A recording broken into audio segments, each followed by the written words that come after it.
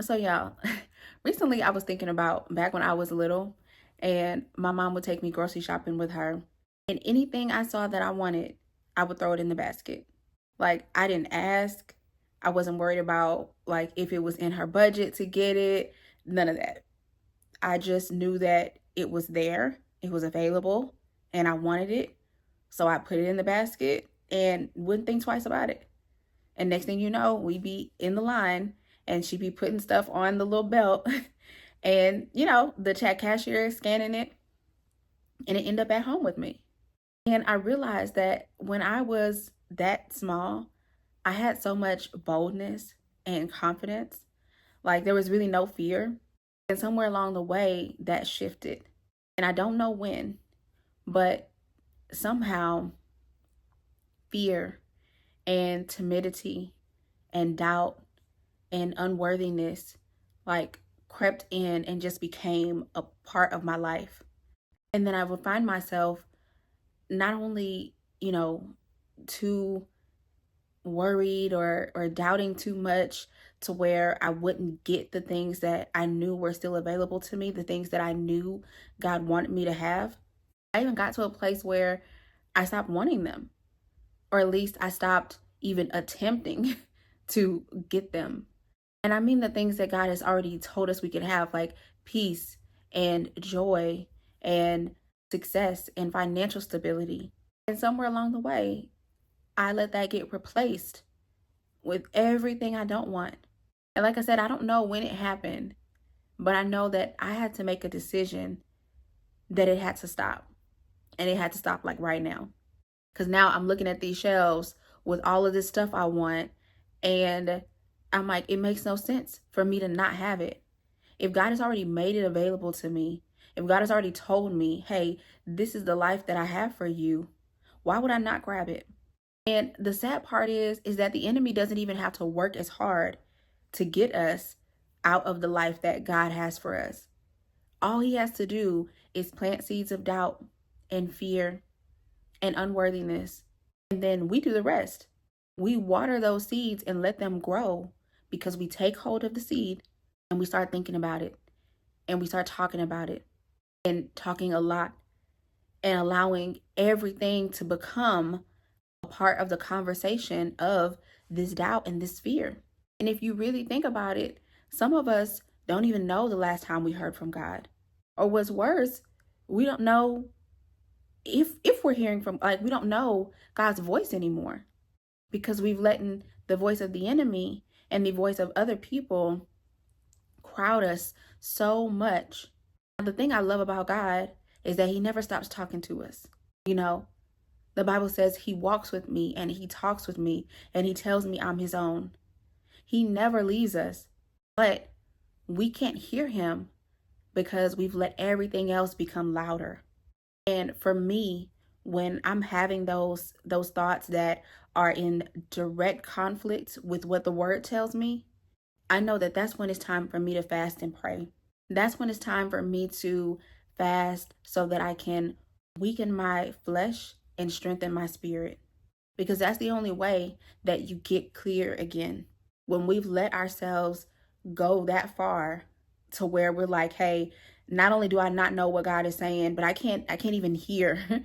I can't even hear God over everything else. And for some people, I know some people haven't ever fasted, but the word says when you fast, not if. So we're all called to.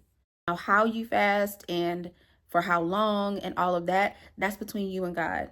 But I think if you have been feeling conflicted in your spirit, or you've been hearing just too much of the enemy, and you're wondering what's happening with your life, what changed, and when did it change, and you don't know the answer to any of these questions, God may be calling you to fast, to draw nearer to him. And I wouldn't ignore that, you know, because when you start to let your flesh run the show, that's when things get, confusing and they get chaotic. And the word says God is not the author of confusion. So when you have those conflicting thoughts and that conflicting spirit of like, I'm praying for God to bless me, but I also don't feel like I'm worthy of the blessing. That's the enemy. That's confusion. So I challenge you. I challenge you to fast and pray and get closer to God. And tell him, say, God, I want to hear you. I want to hear you clearly. And I want to be led by you, not by my flesh. Certainly not by the enemy. I don't want to be led by other people either. Sometimes we go to everybody for advice except for God, who is the author and finisher of our faith. Why would we not go to him? And then also ask yourself, what have I left on the shelf? What have I left there because I let the enemy tell me I wasn't worthy of it anymore? I let the enemy tell me that I'm not good enough for it, or I haven't worked hard enough for it. What am I missing out on that God has already told me I could have, simply because I listened to the enemy's voice instead of God's? Leave a comment and let me know, because in this season, I want it all. In this season, I want everything that God told me I could have. It's all going in the basket.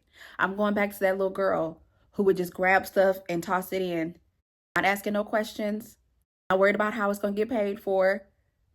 Just, hey, it's there, it's available, and I want it. And it wouldn't be available to me. I'm talking about the good things. It wouldn't be available to me if God didn't want me to have it.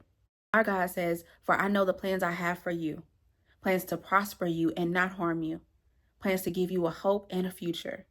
So yeah, I'm loading my basket up with everything.